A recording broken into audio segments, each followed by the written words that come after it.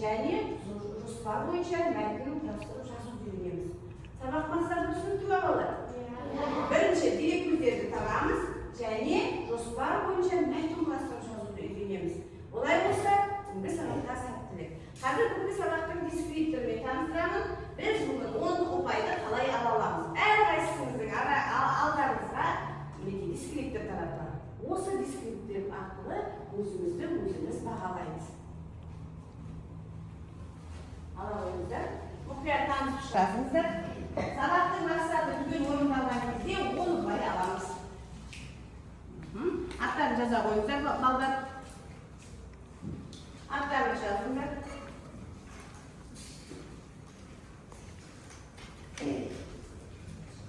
Так.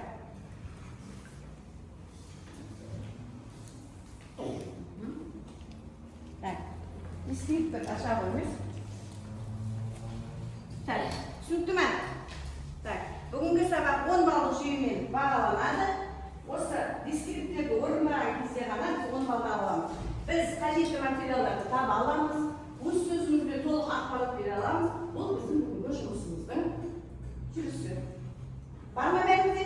Аттарыңызды жаза қойыңыз. Бәріңіз аттарыңызды жаза қойыңыз. Үстіне жаза беріңіз.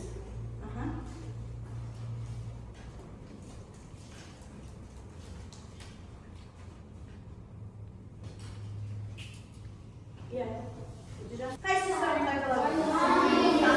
қайталар? Олай болса, біздің қазақ тілінде неше сөз табын өттіңдер? Біздің қазақ тілімізде 4 сөз кітабын өттім. Жалпы неше сөз табы бар? Біз 4-теуін білеміз. Олай болса, қазір менің алдымдағы сөздер арқылы осы сөз кітаптарына бөлеміз. Келе қойыңыздар, тез бір сөзден аламыз. Тез жетеміз. Қай сөз табына жатады сөздер? Қай сөз табына жатады? Түгел ала қойыңдар. Және ауысамыз. Сан есім. Түгел алыңдар. Зат есім. Кім заттың атын білдіретін сөздерді қолында мұнда келеді. Бірінші кімнің қолында бар? Етістік тобына келеді. Ал сын есімден заттың санын, сынын, сапасын білдіретін сөздер. Келіңіздер. Я отыра. Есік. Келмей отырасың. Тез маған зат есім дегенде кім айтады? Кім айтады? Зат есім дегенде, я? Айтады. Өте жақсы. Бір бал болып қой өзіңе кеттік. Затын қойман айта әрекетін білдіреді сөздерді етістік дейміз. Етістіктерге не істені, не қылды, қайтты деген сұрақтар қойылады. Өте жақсы. Қандай сөз оқышы? Биік. Сұрақ қой. Қандай? Биік деген сөзге сөйлем ойлап тездетейік. Биік деген сөзге кім сөйлем ойлап береді? Өзің ойлай аласың ба? Ал. Біздің үйіміздің алдында биік ағаш бар. Өте жақсы сөйлем құрастыра алады екен. Біздің ал сен айта ғой. Біздің үйіміздің алдында үлкен. Үлкен. Біз қандай сөз айттық біз жаңа? Биік деген сөзді, ке? Шатасып кеттің. Ақай тыңдамай тұр. Өте жақсы қалады. Кім айта тережесін? Сан есім ережесін ме?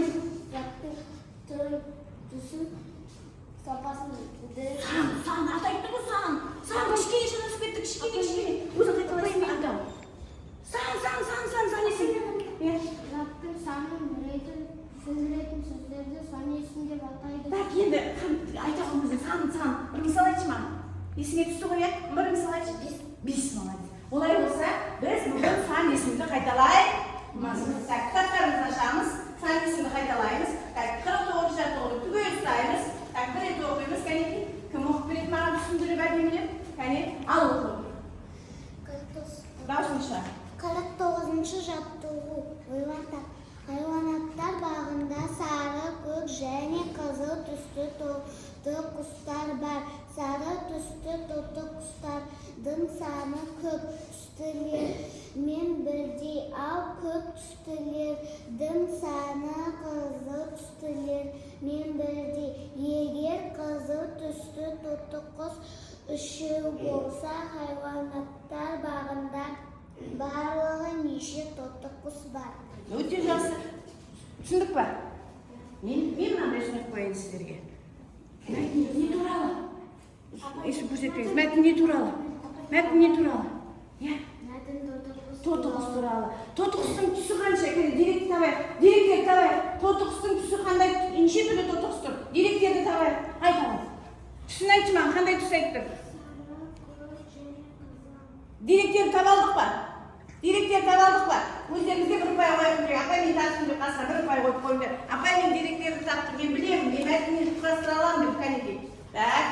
Қызыл түс туралы не туралы? Қызыл түс туралы не айтылған? Мәтінде қызыл түс туралы не бар мәтінде? Айтпаймыз, өзіміз табамыз. Мен үй тапқан сияқты. Егер қызыл түсті тоты құс үшеу болса, хайуанаттар бағында барлығы неше тоты құс бар? Балалар, бұл логика. Бұл есеп. Біз математикамен байланыс жасап отырмыз. Логика. Кәне оқимыз тағы да бір рет. Тоты құс, қызыл тоты құс үшеу. Ал кім табады екен? Мәтіннің жауабын кім тапты екен? Ал кәне күтейік бір-бірімізді. Тағы кім тапты? Тағы кім тапты? Кәне. Тағы кім тапты?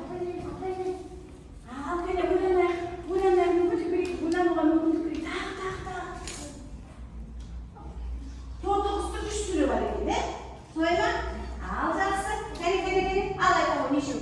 9 тоты құс бар. Ал жауабын тыңдайық. Жауабы дұрыс па екен, жоқ па екен? Ал қарайық. Ал жауабын тыңдайық. Сары түсті тоты құстардың саны көк түстілермен бірдей. Дұрыс, бірдей ма? Көк түстілердің саны қызыл түстілермен бірдей.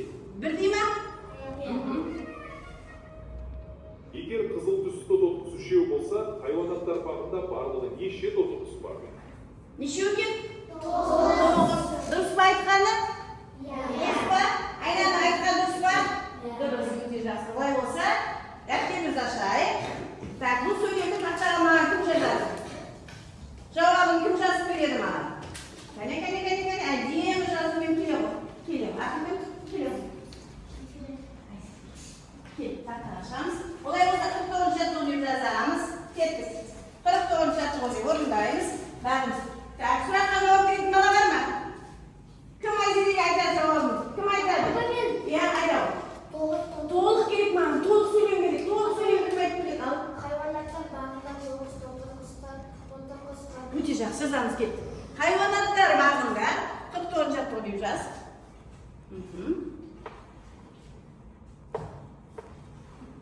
Бәріміз дәптерімізді ашып, көлбеу қоямыз, денемізге ұстаймыз.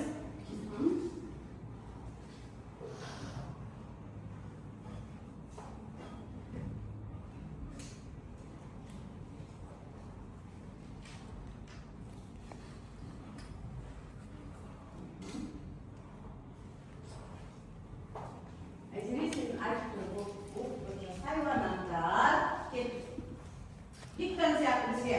Ayzeli ayıp durada, biz Ayzeli'nin kosulu çalıp oturamız. Gel. Haydi Ayzeli, film ayıp dur.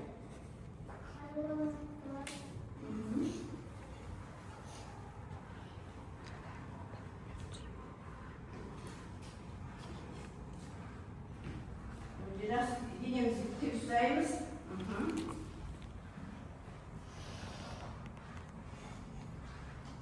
Bizga javobni yozdik. So'ndan keyin ikkinchi dasturma ne deydi? Qani ikkinchi dasturma tashlab aytaman.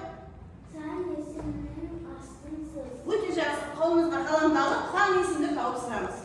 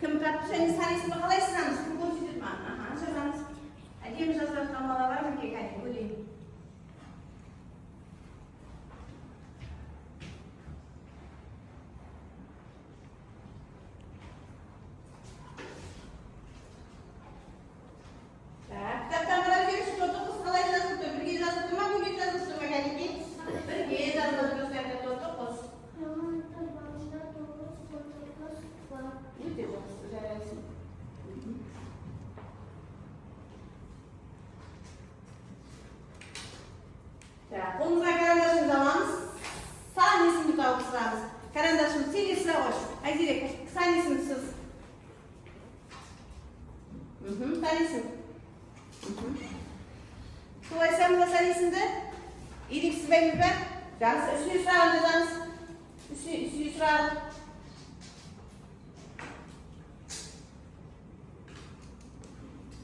Неше, өте жақсы жарайсың. Так, енді бағалау парақшамызды аламыз балалар. Бағалау парақшамызды алайық бәріміз. Ұстаймыз, бағалау парақшамызды ұстаймыз, мына қағаздарын ұстаймыз. Орындадық па? Кім бірінші тапсырмаға, бірінші апайдың сұрағына мана жауап берді, 1 ұпай қояды. Кім сөйлемді жазды, 1 ұпай қояды, және сын есімді тапқан бала 1 ұпай қояды. Сонда бізде 3 ұпай болу керек. Кәне, бағалау парақшасына ұпайларды қойыңдар. Қарай болыңдар.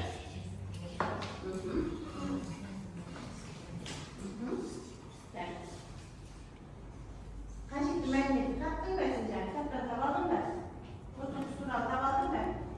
Иә, қой, бірде 1 ұпай қой. Нәтиже 1 ұпай қой. Иә, қоя қойыңдар. Молодец. Болды, келесі тапсырма. Сұрақтарға мен жауап бере алдым. 1 ұпай. Қажет мәліметті таптым. 1 ұпай. Сайысымды таптық па? Жауабын жаздық па? 1 ұпай. Жақсы, 1 ұпай. Өте жақсы. Өте жақсы. Келесі тапсырмаға кеттік. Ал, кәнекей. Балалар, қаламдарымыз қойайық. Аяқтадық па? 3 топта. Апа, мен.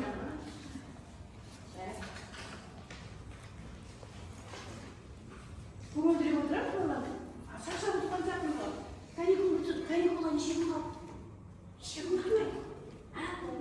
Өте жақсы. Олай болса, каникулда біз не істейміз? Саяхатқа шығамыз, солай ма? Ал, саяхатқа шығу. Өте жақсы саяхатқа шығамыз. Ал, енді жаңағы айтқан, енді біз қазір жұптық жұмыс жасаймыз. Саяхатқа шығамыз.